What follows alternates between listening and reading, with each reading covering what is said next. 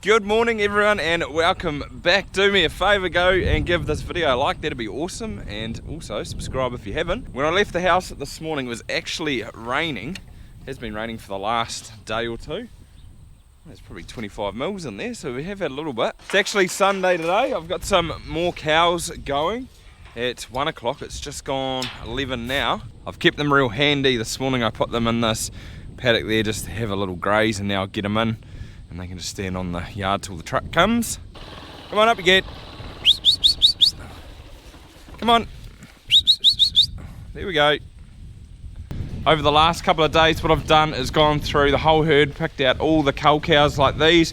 I've given them all a red dot, so when the time comes that they need to go, and I'll just keep booking sort of small amounts, and I've probably only got another 15 that need to go, but when I send them they're just easy to find. Come on girl. Look at this, nice and easy, that's the way.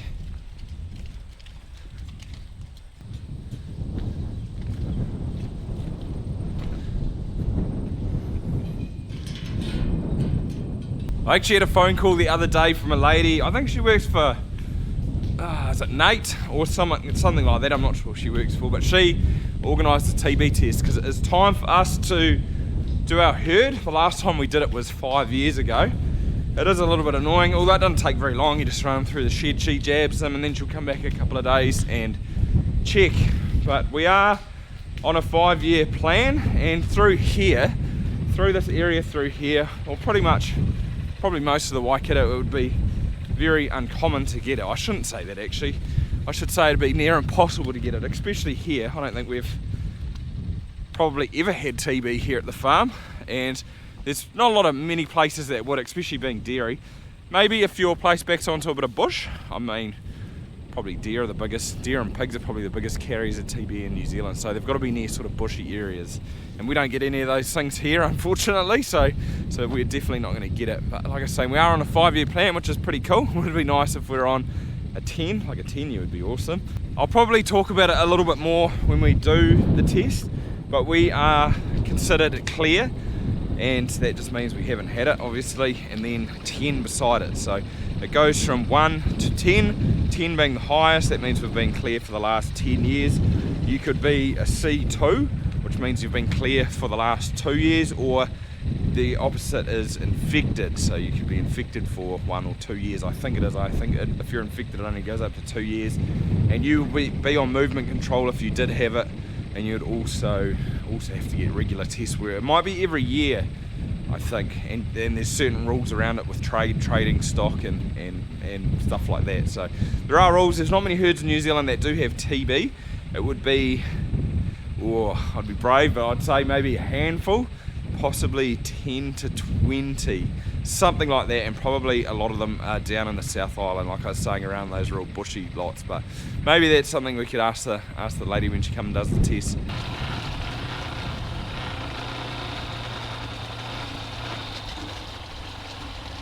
I've just come up the top here because I want to have a look in these 2 annual paddocks along the road here and see if we can potentially graze them. Hopefully it's a go, and then I can put the young herd in them tonight. I think they need chewing off, but we're going to have a little look soon. However, first I thought I'd just check this paddock out. This is the chicory. You can see where Dad's missed it with the sprayer along here. Like if you don't spray it, it grows back pretty aggressively.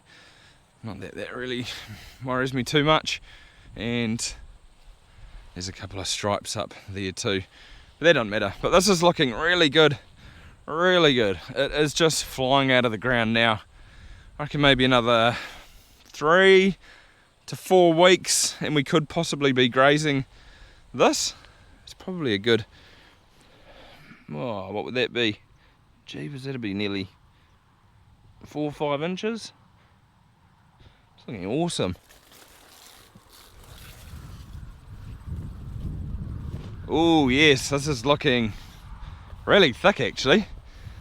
Looking really good. So what I want to do now is just, I think it's probably going to be ready to be fair, but just do the pull test and have a little look. So gonna grab a handful just like a cow's mouth, give it a yank, see how there's no roots coming out. So that means it's probably ready to go. We'll do another one. Yeah, that is good. I'm kind of hitting it from a different angle This year, it is sort of patchy in places where it would have had a bit of slug damage, but all in all it's not too bad. There's a little bit of chickweed around too, which is this stuff right here. It pulls out really easy, but it grows like stink. It's a horrible weed. But what I mean about a different angle is that usually what I'd do is I would shut this up and I would come in here with dry cows and graze it. But the thing is, they usually graze it too hard, so I want to come in here with the milkers, give them a lot. I want them to leave a lot behind, just be really nice on it. And it got planted with DAP, and then I want to hit it with a bit of nitrogen. They say that you want to plant with DAP and then you want to hit it with some sustain, so that's like 30 units, just to really promote that good sort of good root strength or root growth or whatever it is. I thought maybe I would get 4 days out of here, so I'd split this in half. There's 100 odd cows, maybe just over 100 cows in that herd, so I'd split it in half, get 2 days, which I think probably might be about right. I was thinking maybe 3, but looking at it in place, it is a little bit patchy from slugs, obviously, like through there. It should really look like this line here, which is just really thick, so it should all look like that. Might actually do another pull test while we're here. Yeah, see, that's good. Want those roots to stay in. I'm looking at it, I'm like, oh, I could probably split it into thirds. Maybe we'll go half, just this time. But one of the problems that we also get from this annual is that there is potential for the cows to get nitrate poisoning, and it is quite common, well, not common, but it is quite prevalent at this time of the year, because you get these grasses which just grow like stink and they put a lot of nitrogen into the leaves, and if the cows eat too much, they can potentially die. So my thinking was that the cows are in their day paddock now. While they're in there, I might feed out a bale of silage and then move them into here after that, so they're nice and full, because if you can fill them up and also put them in here on a nice sunny day at the end of the day, not in the morning, but at the end of the day, you sort of lessen the risk a little bit. And what would normally happen, or what normally happens at the moment, is that we move them onto their night paddock with a bale of silage in that paddock. But I think I might as well just feed it out to them where they are. It's looking really good around the headlands though. It's just through the middle where it's a little bit patchy. It's almost falling over or getting pushed over by the wind down the bottom here. So yeah, let's get in here with the cows, graze it off, and get some nice regrowth for dry cows. Call this the hay barn paddock, because obviously that thing right there is the hay barn. But I actually undersowed this paddock because it was getting a little bit patchy in places. And you can see the mohaka there. This is like a 3-year grass that I've put in. So it is coming up in drill rows through a patch like that, which is good to see. It's probably a little bit hard to tell when you get into spots like this where there's sort of clover. That might be a new plant there. It does get a little bit hard to tell.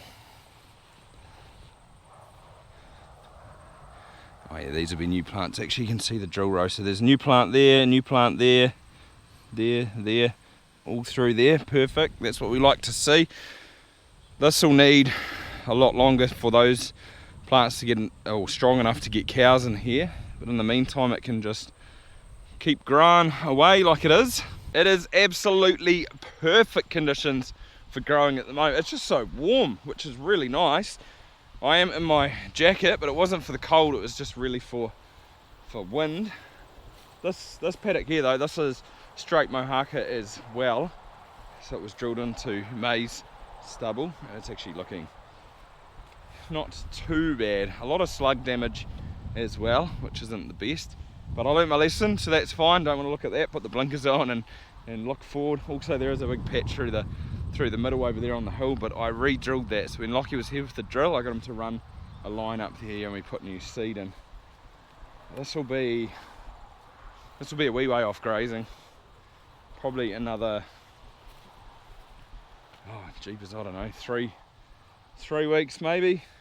I don't want to come in here too early either. We really want the roots to establish before we graze this, being permanent. A little bit weedy. I think this is fat hen. I could be wrong. I think it's fat hen. Not sure if it'll really need a spray or not. I suppose it wouldn't hurt it, but if I don't have to do it, it would be quite nice as well. Oh, there is more chickweed this stuff just grows rampant through the winter. And the odd maize plant around as well, which I'm not too worried about, because once the cows do come in here, they'll graze it and then they won't grow. Pulled out kind of easy, didn't it? You can see that stark difference through there. So the drill would have done the headland down this way, and then this is all through the middle, and it's just more compaction and a bit more drill work through there to keep the slugs down. Whereas this is where Lockie drilled. He actually was carrying a stick and one of the coulters, and it's like scoured out some lines, which doesn't look the best. I guess it is what it is now. But there's some new plants, so perfect, that's what we want to see. Should have brought the shotty over. Look at all those pigeons sitting on the roof. There's probably 10 or 15 of them. Oh, they're not even flying away. Oi! Oh, too friendly. Bang! Oh, there they go. Definitely could have got a couple then. Oh, there's probably 20 there. Oh, they'll come back round too.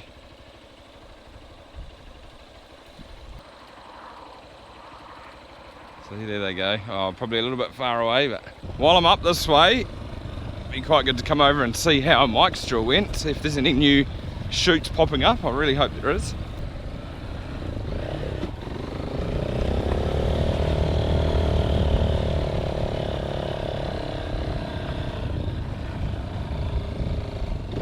You'd think that'd be pretty easy to spot in this Pasture paddock.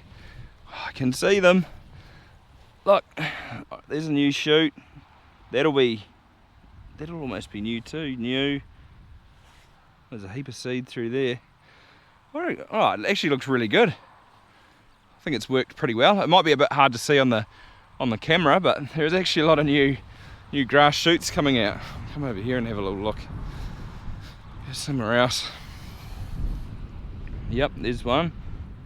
These will be new mohawker shoots. Yep. Oh, awesome. This paddock should be a million times better after this. See, it's just so bare here. Just nothing really grows in this patch through here. Until now, I'm actually really happy. It looks fantastic.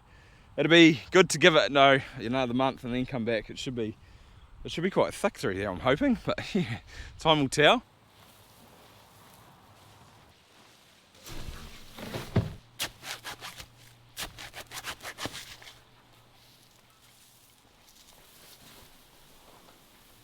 That truck can't be too far away. They're usually on time, if not early. It's got about 12:30 now.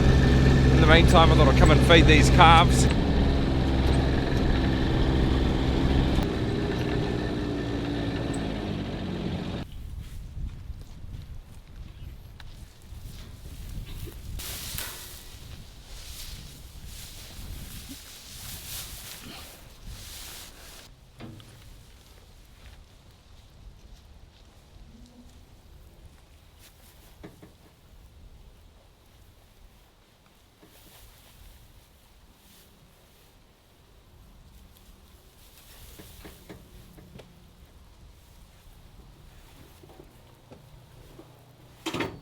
I started giving them hay again a couple of days ago. I just thought, oh, the grass is quite watery at the moment.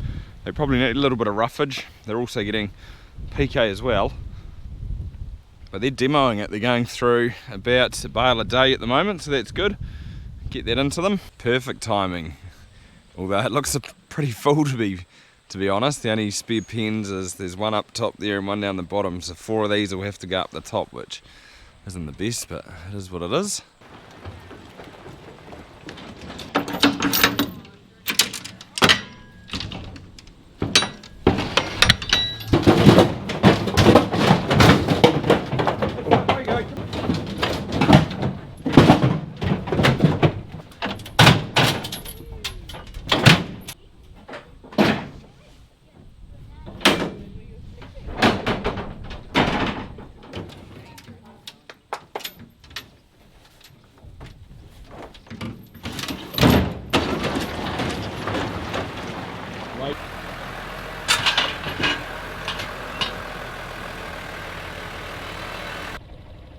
that, double rainbow. Lovely.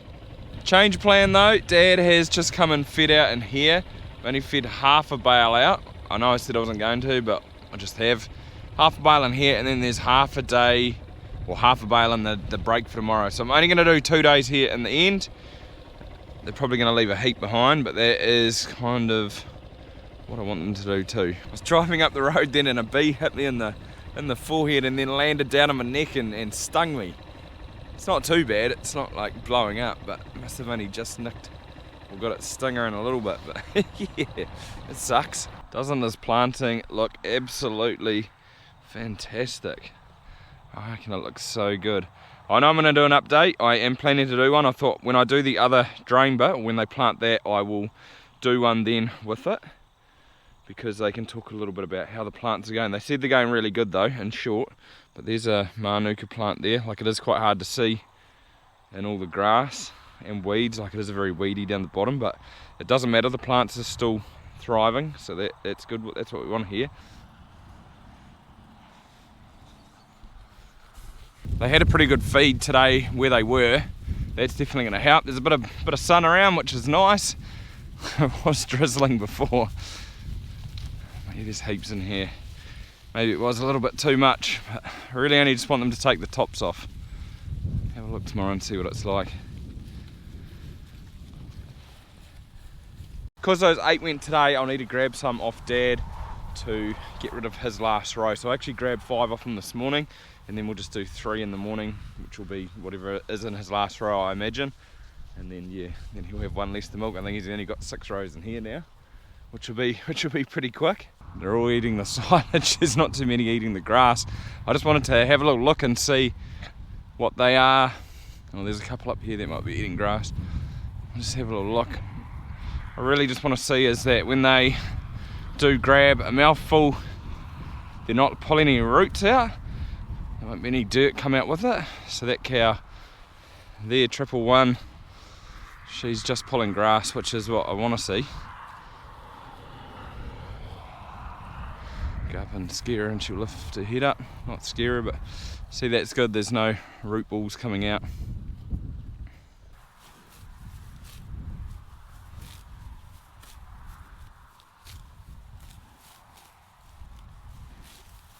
It'd be quite good if they could sort of leave that height. So that is the chewing height. She's just walked through, decked it down to there. If they could just they could leave it like that, that'd be perfect. Like I was saying, they're just taking the tops off and leaving quite a bit behind. The other thing with this annual is you do actually have to give them quite a bit, because it is very watery and does go through them. It takes quite a bit to fill them up, but I'm pretty happy. I think they'll be alright in here. So we've got another 4 days of this, 2, and then we'll split that next paddock into 2 as well. It's probably a little bit smaller than this one. But yeah, probably could have got maybe 3 breaks through here, but I'm not too worried, to be fair. They'll just leave more behind, like I was saying earlier. There is also that other paddock of annual down by the beehives down the bottom there, or down that road, but I don't really want to graze that one for a little while, because I did spread that grass seed back around, so I don't really want to go and sort of pull that out, because that'd be fairly new, or whatever if it did germinate. So maybe I could fence the middle off, and yeah, I don't know, I'd have to go and have a look. Well, it's the next day now, and I've just had a bit of an unexpected trip come up. I've shot over to Tepuki to get Mr. Wagyu. It was only half a beast, but there was one Wagyu over at my father-in-law's, so we got that killed recently and processed over there. So this meat is a little bit different than what we normally get. Like, it's all boxed, and it says in here what's in the box, but it should be pretty tasty. Definitely looking forward to it. Oh yum, look at that. Shin steaks.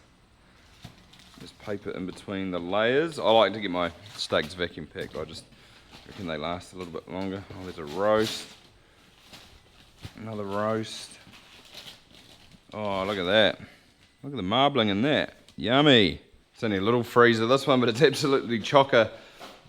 Just had a little look in here, actually. Opened another box, and this is sausages. So he's done them like this, just glad wrapped them in 6s. There's 6 to a bunch. Whereas normally when we get them from Max Meats, Richard does them like this. I'm not actually sure how many are there in there. There might be 8 in a bunch, or maybe it's 6 again. But I quite like these because you can hang them from the washing line to thaw out. Chuck a peg over it, but each to their own.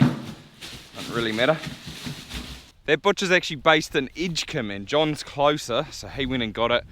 And then I met him in Teepuki because it's just easier to do it that way. He took his half, I took my half. He's had the Wagyu for the last 3 years probably.